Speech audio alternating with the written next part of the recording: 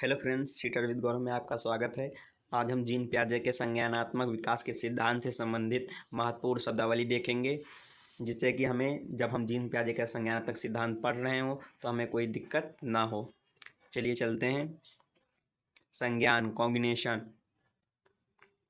संज्ञान का शाब्दिक अर्थ जानकारी होता है। पियाजे मानते थे कि बच्चा जन्म से एक वैज्ञानिक होता है जो अपने आसपास की दुनिया से सूचनाओं को इकट्ठा करता है ताकि समय पर उसका प्रयोग कर सके।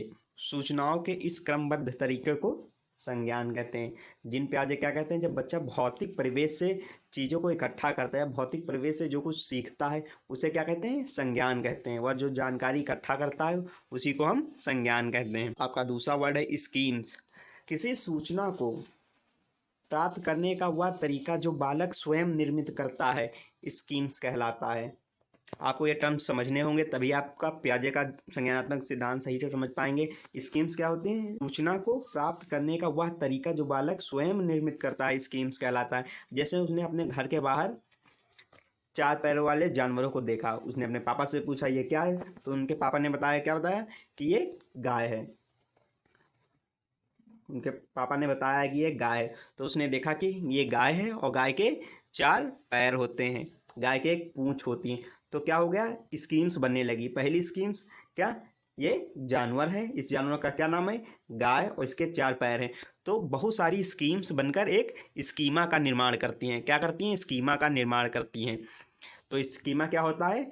स्कीमा एक मानसिक संरचना होती है जिसका विकास आयु के साथ होता है, अर्थात सभी प्रकार की जानकारियों का संगठन। यानी एक एक स्कीम करके बच्चे के मस्तिष्क में जो भी जानकारियां एकत्रित हो रही हैं उसे क्या कहेंगे, हम स्कीमा कहेंगे।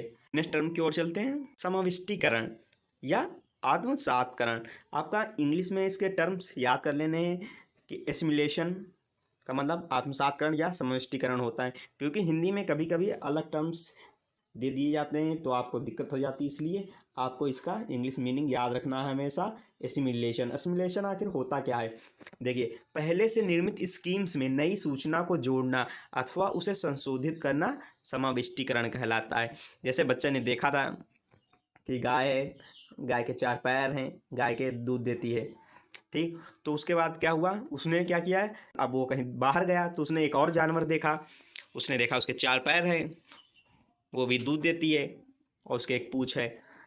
तो उसने अपने पापा से कहा कि ये देखो गाय। तो उनके पापा ने क्या बताया कि ये गाय नहीं, ये भैंस है। क्या है ये? भैंस है। तो बच्चे का क्या हो गया कि बच्चा अब समझ पाया, बच्चे ने जो पहले समझा था तो उसको अब ये समझ में आ गया कि सभी जो जिसके 4 पैर होते हैं वो गाय नहीं होती हैं, क्या होती हैं, वो भैंस भी हो सकती हैं। तो इसको हम क्या कहेंगे, समाविष्टीकरण कहेंगे या एसिमिलेशन कहेंगे। नेक्स्ट टर्म है समावेशन। समाविष्टीकरण के कारण जब स्कीम परिवर्तित हो जाती हैं तो इसे समावेशन कहते हैं। अब बच्चा चाहे जहाँ भी जाएगा वो ऐसा नहीं कहेगा कि 4 पैर वाले जानवर गाय होते हैं या भैंस होती हैं, वो देखेगा कहीं घोड़ा तो नहीं होता है 4 पैरों वाला जानवर। तो क्या हो गया, उसके स्कीम्स में परिवर्तन आ गए जो पहले से निर्मित स्कीम थी। तो इसे क्या कहते हैं, एक्मोडेशन। साम्य धारण। साम्य धारण क्या होता है? साम्य धारण तो आपका समाविष्टीकरण और समावेशन के मध्य चिंतन साम्य धारण कहलाता है। साम्य धारण का इंग्लिश टर्म क्या है, इक्विलिब्रियम। कभी कभी इक्विलिब्रेशन भी दे दिया जाता है, तो आपको इंग्लिश टर्म याद रखना है। फिर नेक्स्ट आपका इंपॉर्टेंट टर्म है पलटावी की समस्या पलटन अनुत्क्रमणीयता, प्रॉब्लम ऑफ रिवर्सिबिलिटी या रिवर्सिबिलिटी। तो इसमें क्या होता है आप देख सकते हैं, लगभग 7 वर्ष तक बच्चे अपनी स्कीम्स को स्वयं परिवर्तित नहीं कर पाते क्योंकि उनमें पलटावी की समस्या पाई जाती है। 7 वर्ष तक के बच्चे अपनी स्कीम्स में परिवर्तन नहीं कर पाते क्योंकि उनमें पलटावी की समस्या पाई जाती है। ऐसा इसलिए होता है क्योंकि बच्चों का चिंतन आत्म केंद्रित होता है। आत्म केंद्रित यानी सेंट्रलाइजेशन। बच्चे का चिंतन आत्म केंद्रित होता है, जबकि 7 वर्ष के बाद बच्चे का चिंतन विकेंद्रित हो जाता है, इसलिए वह पलटावी की समस्या समाप्त हो जाती है क्योंकि बच्चे में तर्क विकसित हो जाता है। उसमें क्या होता है, 7 वर्ष तक बच्चा क्या होता है, उसमें तर्क विकसित नहीं होता है, यानी कि वो क्रॉस क्वेश्चन नहीं कर पाता है कि अगर पापा ने बता दिया कि ये ऐसा है तो बच्चा कहेगा हाँ ये ऐसा है। तो उसमें क्या, उसमें तर्क विकसित नहीं हो पाता और उसमें पलटावी की समस्या पाई जाती है।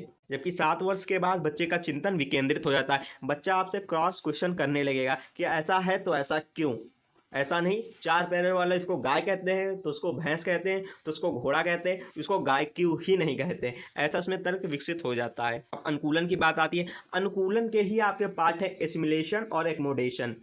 तो इसमें क्या होता है, बाहर की दुनिया से सूचनाओं को इकट्ठा करना, संग्रहण और उनके आधार पर स्वयं को बाहर की दुनिया में समायोजित करना अनुकूलन कहलाता है। क्या कहलाता है, अनुकूलन कहलाता है। Thank you friend, please like share and subscribe my channel seated with Gaurav.